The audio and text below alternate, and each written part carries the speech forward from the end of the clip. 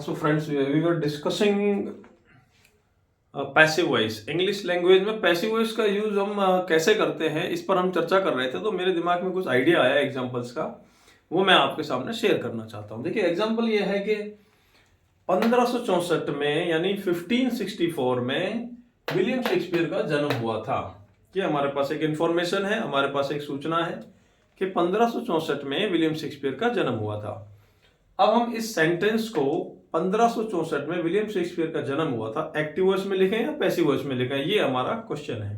तो मैं आपको बताने की कोशिश करता हूं कि पैसिव वॉइस हम कहाँ यूज करते हैं। बेसिकली पैसिव वॉइस हम वहां यूज करते हैं जब कोई भी सब्जेक्ट जो होता है वो खुद जानबूझ करके कोई काम नहीं करता है, ठीक है, वहां पर हम यूज करते हैं पैसिव वॉइस। कोई खुद जानबूझ कर कोई काम कर रहा है तो वो नॉर्मली एक्टिव वॉइस में यूज करते हैं। अब बताइए, विलियम शेक्सपियर का जब जन्म हुआ था तो उसने जन्म खुद ने लिया था या उसको पैदा किया गया था? तो ज़्यादा बढ़िया इसमें जो है पैसिव वॉइस में ही सूट करेगा कि विलियम शेक्सपियर वाज बॉर्न, तो ये पैसिव में ही बनेगा, ये एक्टिव में नहीं बनेगा। ये हमें समझना है। यहाँ पर देखिए, तो 1564 में विलियम शेक्सपियर का जन्म हुआ था, ठीक है, बात ये आ रही है। यहाँ पर आप इस बात को कैसे बोलेंगे? यहाँ पर आप बताइए, विलियम शेक्सपियर सब्जेक्ट हुआ या फिर ऑब्जेक्ट हुआ? अब ये भी आपको सोचना है। विलियम शेक्सपियर ने कुछ नहीं किया है, उनकी मदर ने उनको जन्म दिया है, राइट? तो आप इस बात को कैसे कहेंगे, ये थोड़ी सोचने की बात है। तो देखिए, सेंटेंस कैसे फ्रेम किया जाता है, सब्जेक्ट, वर्ब एंड ऑब्जेक्ट। यहाँ पर सब्जेक्ट क्या है इस सेंटेंस में, आप बता सकते हैं कि 1564 में विलियम शेक्सपियर का जन्म कब हुआ था? आप इसमें बताइए, इसमें हिंदी में बताओ पहले कि इसमें सब्जेक्ट कौन सा हुआ। सब्जेक्ट वो होता है जो डूअर ऑफ द एक्शन, जो किसी काम को करता है। तो यहाँ पर किसी ने, शेक्सपियर ने कोई काम नहीं किया है, शेक्सपियर की मदर ने उसको जन्म दिया है, राइट? तो यानी कि यहाँ पर ये विलियम शेक्सपियर ने कुछ नहीं किया, यहाँ पर ये ऑब्जेक्ट है।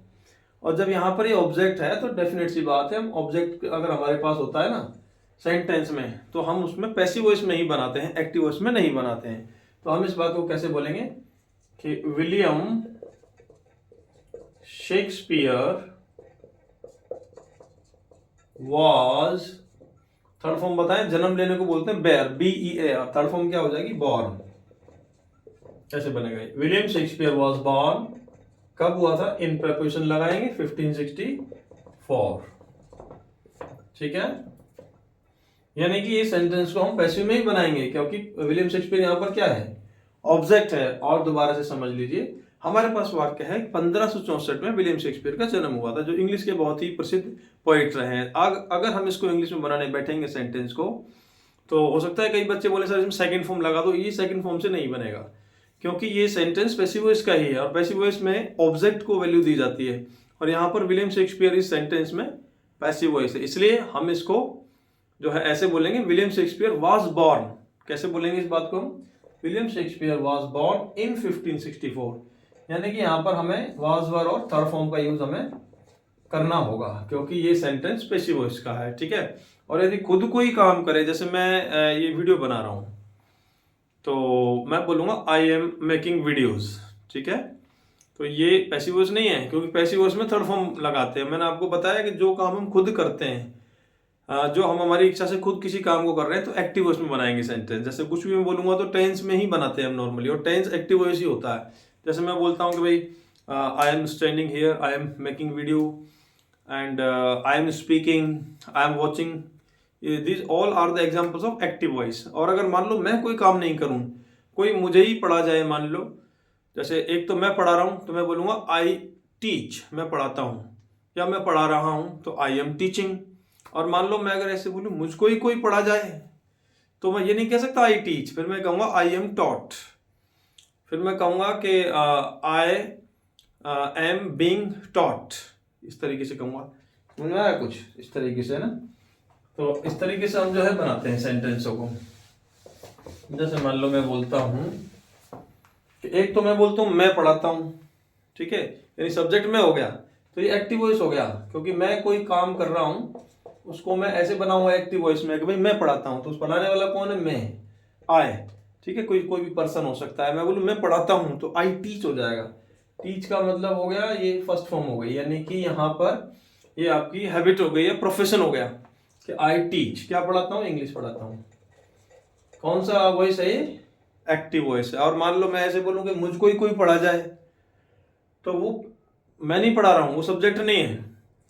मान लो मैं बोलता हूँ मुझको कोई पढ़ाता है, मान लो मुझको कोई पढ़ाता है,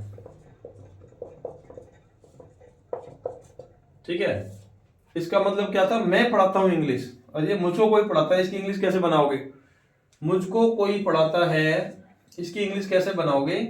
कमेंट में डाल के दिखाओ इसकी इंग्लिश कैसे बनाओगे। मुझको कोई पढ़ाता है, कई बच्चे तो इसकी बहुत उल्टी पुल्टी इंग्लिश बनाते हैं, आपको आता है तो आप कमेंट में बना के बताओ कि मुझको कोई पढ़ाता है, इसको इंग्लिश में हम कैसे बोलेंगे। तो मुझको कोई पढ़ाता है इसका मतलब मैं नहीं पढ़ा रहा हूँ, मैं पढ़ा रहा होता तो मैं सब्जेक्ट हो जाता है। मुझको ही कोई पढ़ा रहा है मतलब मैं ऑब्जेक्ट बन गया, तो यहाँ पर ऑब्जेक्ट के लिए भी आई का ही यूज करेंगे हम। आई पढ़ाता है, हैबिट हो गई यानी प्रेजेंट इंडेफिनिट टेंस हो गया। इंडेफिनिट टेंस में हम लगाते हैं फर्स्ट फॉर्म, तो यहाँ फर्स्ट फॉर्म को पैसिव में कन्वर्ट करेंगे, इज एम आर आएगा। आई एम, पढ़ाने को बोलते हैं टीच, टीच की तरफ फॉर्म क्या होती है? टॉट। आई एम टॉट, कौन पढ़ाता है? कोई, मतलब समवन, तो यहाँ बाय लगा देंगे और बाय समवन, ये है भाई हमारा ना।